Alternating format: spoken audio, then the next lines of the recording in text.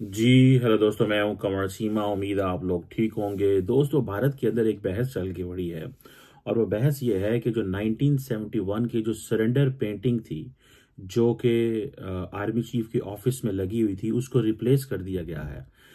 ये जो army chief का लॉन्च था वहां पे, ये आपको पता है कि 1971 की जो बांग्लादेश वॉर पेंटिंग थी वो आर्मी चीफ के लॉन्च में लगी रहती थी, जिसमें वो समझते कि आर्ट वर्क था।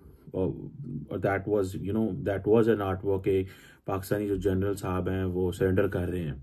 और वहाँ पे एक नई पेंटिंग लगा दी गई और जो नई पेंटिंग है वो जारी बात है डिपिक्ट करती है, फीचर करती है पेंगोंग लेक को, मॉडर्न मिलिट्री एसेट्स को, मैथोलॉजिकल फिगर्स को। ये कहा जा रहा है कि this is a message to China. So जो इंडिया बार बार एक चीज कह रहा है कि भाई हम हमारे लिए जो इम्पोर्टेंट है वो चाइना है, पाकिस्तान नहीं है। तो क्या ये उस चीज की अक्कासी है? अब आर्मी चीफ के लॉन्च में पहले सरेंडर की पिक्चर लगाना, मुझे याद है कि सऊदी अरब के आर्मी चीफ कुछ अर्सा पहले आए थे और जब वो आए तो उस कमरे में, उस जगह पे उनको बिठाया गया। तो पाकिस्तान के लिए ये बड़ा एक सेंटिमेंटल सा मोमेंट था कि भाई पाकिस्तान सऊदी अरब हमारा ब्रदरली इस्लामिक कंट्री है। ये कैसे मुमकिन है कि पाकिस्तान कि इस इम्पोर्टेंट दोस्त ने ये बर्दाश्त कर लिया कि पीछे उनके उस सरेंडर की पिक्चर जो है उसको बर्दाश्त कर लिया। सो ये एक उस पर बड़ा शोर भी मचा, काफी पोलिटिसाइज भी हो गई। अब सुनने में आ रहा है कि विद इन इंडिया ऑब्वियसली इस हवाले से एक पर्सपेक्टिव है कि ये भाई पैंगोंग लेक जो है उसको डिपिक्ट करने की क्या जरूरत है, इंडिया चाइना बॉर्डर जो है उसको डिपिक्ट करने की क्या जरूरत है, आर्मी की जो ऑफेंसिव कैपेबिलिटीज हैं, ठीक है वो आप कर रहे हैं, लेकिन किसी भी फौज के लिए जो इंपॉर्टेंट चीज होती है वो उसकी जीत होती है, कामयाबी होती है, उसका जो मार्का होता है, ठीक है। कई लोग कहते हैं कि फिर 1962 में जो इंडिया और चाइना की जो जंग हुई उसके हवाले से जारी बात है इंडिया के बारे में ये तासुर है कि उन्होंने ये व्यू है कि जी वो जंग ना जीत सके, लेकिन ये उनकी स्ट्रेंथ थी, ये तस्वीर जो थी वो उनकी स्ट्रेंथ थी। अब पेंगोंग लेक की तस्वीर दिखाना, आर्ट वर्क में मॉडर्न मिलिट्री एसेट्स दिखाना, कश्तियां दिखाना, ऑल ट्रेन व्हीकल्स दिखाना, टैंक्स दिखाना, अपाची हेलीकॉप्टर्स दिखाना, ये और देन फिर मेथोलॉजिकल जो फिगर्स है लाइक चनाकी एंड लॉर्ड कृष्णा जो है वो दिखाना, ये चीजें बताती है कि जो महाभारत, जो जिसे कहते हैं ना कि India is changing and India की जो फौज है वो अपना जो ये जो मैथोलॉजिकल फिगर्स हैं, चनाकिया हो, लॉर्ड कृष्णा हो, इससे बहुत ज्यादा जो है वो लेती हैं, जिसे कहते हैं ना इंस्पिरेशन लेती हैं। मुझे याद है कि मैं I was doing masters in international relations, तो इन one of the scholars or one of the military strategist or one of the strategic thinker जो पढ़ाया जाता था वो मैं चनकिया पढ़ाया, कुतेलिया पढ़ाया जाता था और हमारे सब्जेक्ट का नाम होता था स्ट्रेटेजिक थॉट, कि हमें ये जो दुनिया के अंदर जो डिफरेंट मिलिट्री जनरल्स हैं, अल्फ्रेड महान हैं, बहुत सारे और हैं, चनकिया है, इन सब लोगों ने हम वो पढ़ते थे, सन तजू को पढ़ते थे। तो ये चनकिया जो है ये एक पुरानी इसकी वो जिसे कहते हैं ना एक व्यू है। अब ये कहा जा रहा है कि ये बेसिकली आर्मी की जो थिंकिंग है उसके अंदर एक डिफरेंस, एक मैसेजिंग है चाइना को। और ये मैसेजिंग ये है कि there is strategic shift Pakistan to China, ठीक है जी। इट मीन्स कि they are not thinking on Pakistan any more, but मैं इस चीज़ से एग्री बिल्कुल नहीं करता। Their primary target is Pakistan, ठीक है जी। चाइना तो लॉन्ग गेम का खिलाड़ी है, ठीक है। सो वो ये पैगाम देना चाहते हैं। आपको पता है कि जब 1971 की इंडो पाक वॉर हुई उस वक्त जनरल AK न्याजी साहब जो थे उन्होंने सरेंडर डॉक्यूमेंट साइन किया। 90,000 के करीब कहा जाता है कि पाकिस्तानी सोल्जर्स थे। इनमें से ये कहा जाता है कि बहुत सारे सिविलियंस थे या फैमिलीज थी फौजियों की।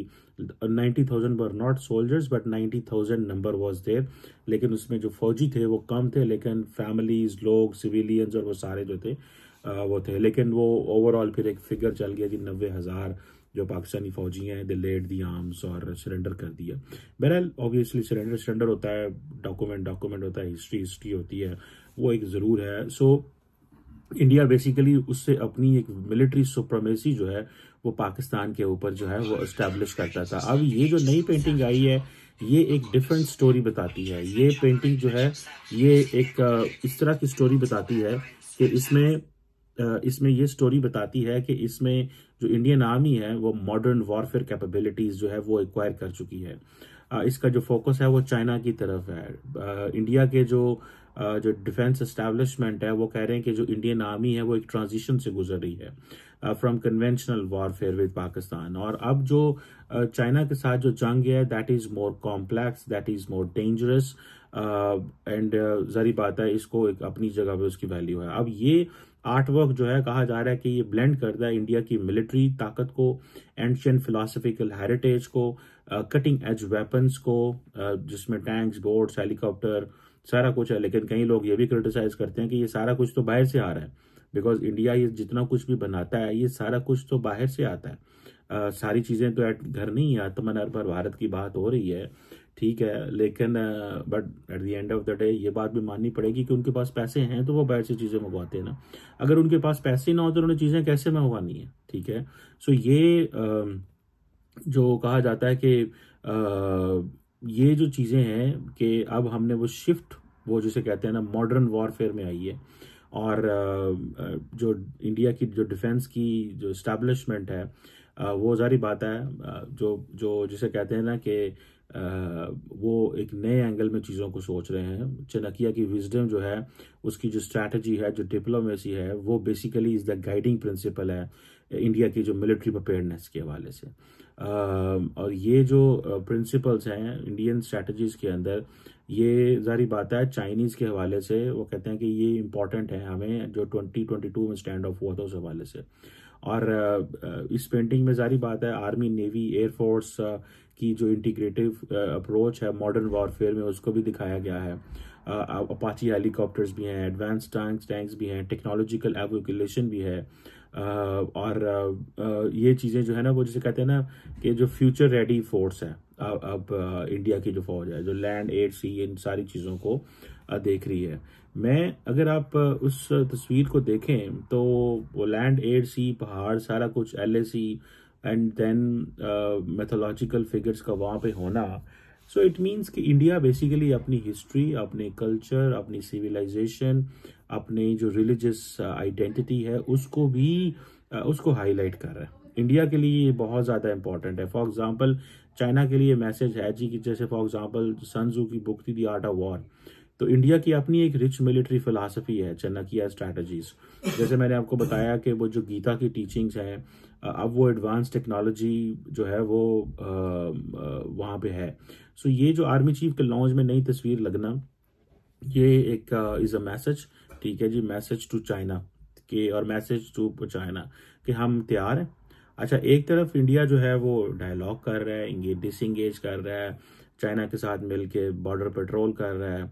ये चीज़ें जो है ना ये बड़ी इंपॉर्टेंट एंड सिग्निफिकेंट होती हैं किसी भी मुल्क के लिए, कि एक तरफ आप मिलिट्री डिप्लोमेसी कर रहे हैं, नरेंद्र मोदी साहब शी जिनपिंग से मिल रहे हैं उधर रशिया के अंदर, और वो जो पुराने मामलात थे उन्होंने वो सेटल डाउन कर लिए, लेकिन थोड़े दिन बाद ही आपने अपनी जो दफ्तर है वहाँ पे जो पिक्चर रिमूव करके पुरानी नई पिक्चर लगा दी है।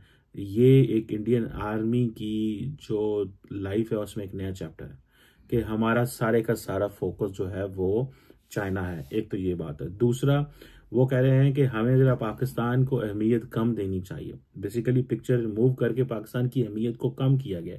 ये मैसेजिंग होती है ना कि इनकी अहमियत को कम करो यार। हम तो सारा टाइम इंडिया, हम कहते हैं कि हमारा दुश्मन चाइना है, हमारा दुश्मन, हमने इंडो पैसिफिक में जाना है, हम ग्लोबल साउथ की बात कर रहे हैं।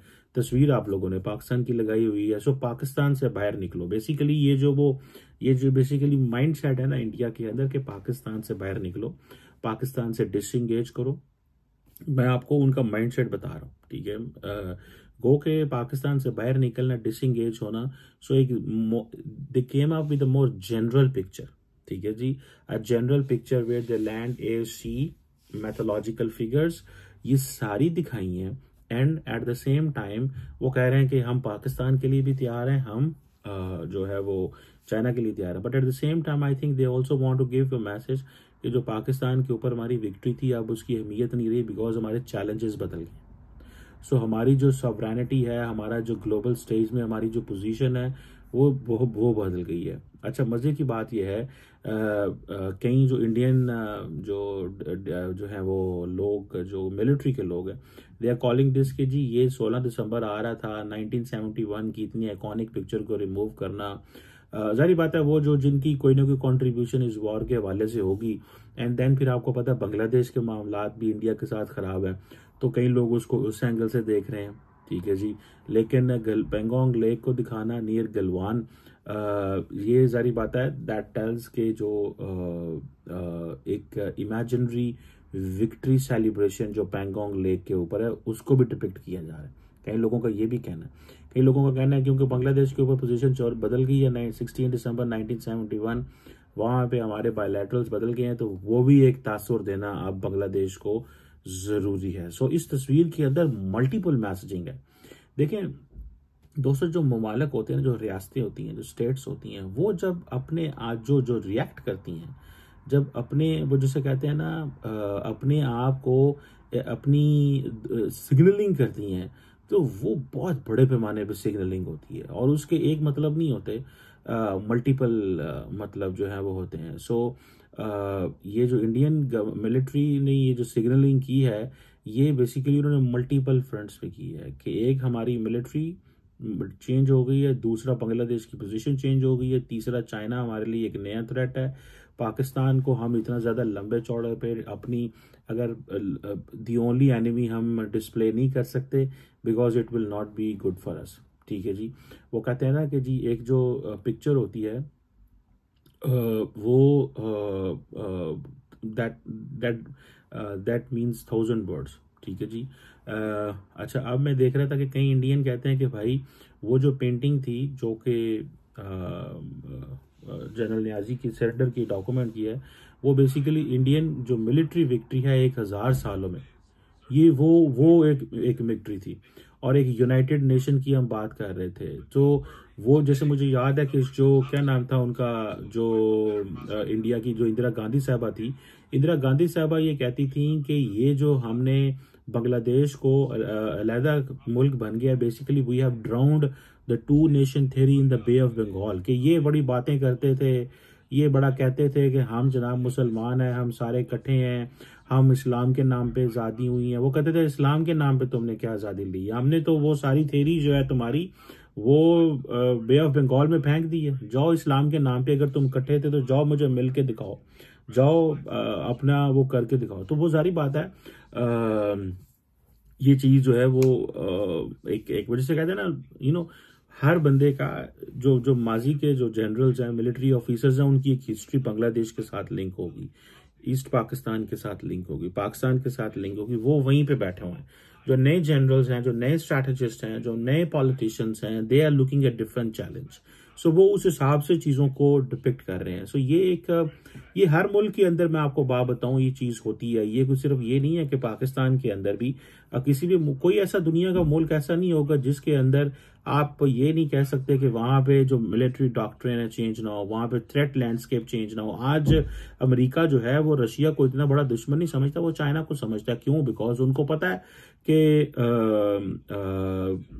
हमें हमारे लिए जो इस वक्त चैलेंज है 21st सेंचुरी में, जो सबसे बड़ा चैलेंज है वो तो चाइना है। हम तो अगर हम रशिया करते रहे तो चाइना तो हमसे बहुत आगे निकल जाएगा। सो इसीलिए ये सारी चीज जो है वो की गई है, इसीलिए ये सारा कुछ जो है वो किया गया है कि ये मैथोलॉजिकल फिगर को डालना, पैंगोंग सो लेक का डालना, ये सारा करना इज समथिंग वेरी सिग्निफिकेंट है। मैं इसको बड़ी अहमियत देता हूं कि ये एक पाकिस्तान की तरफ से ये अहमियत ये है कि भाई साहब you are an important enemy, you will remain an enemy, but हमारा थ्रेट लैंडस्केप चेंज हो चुका हुआ है।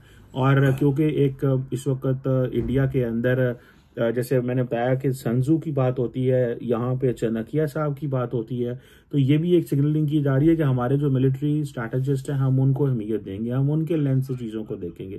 तो ये एक the Nations keep doing these things. ममालिक हमेशा इस तरह की चीज़ें जो हैं वो करते रहते हैं। और अगर आप पढ़ें कभी चाणक्य की जो स्टोरी है, हिस्ट्री को पढ़ें और उनकी जो थेरीज को पढ़ें जो वॉरफेयर के हवाले से, किसी दिन वैसे में I would like to speak on this, क्योंकि at the end of the day जो मिलिट्री होती है जो इंडियन मिलिट्री है, जो स्ट्रैटेजिस्ट होते हैं, फॉर एग्जांपल अब पाकिस्तान जब इंडिया को सोचता है तो किस एंगल से सोचता है? अगर इंडिया ये कह रहा है कि हम चनकिया को सोचते हैं, चनकिया की वॉर डॉक्ट्रिन को सोचते हैं, तो मुझे ये बताएं कि पाकिस्तान फिर किसको स्टडी करेगा? पाकिस्तान चनकिया को स्टडी करेगा, चनकिया कोतेलिया को स्टडी करेगा, और पाकिस्तान जो अपनी मिलिट्री डॉक्ट्रिन बनाएगा, जो स्ट्रैटेजी बनाएगा, वो कि चनकिया के डॉक्ट्रिन को काउंटर कैसे करना है। So basically in other word, India ने एक पैगाम दे दिया, उस पैगाम को पाकिस्तान ने काउंटर करना है, और वो पैगाम जो है उसमें यह है कि हमने इस बंदा जो है, इसकी जो मिलिट्री स्ट्रैटेजी है, इसकी जो मिलिट्री सोच है, इसका जो मिलिट्री का जाविया है, उसको कैसे हमने उसका हमने कैसे काउंटर मॉडल तैयार करना है।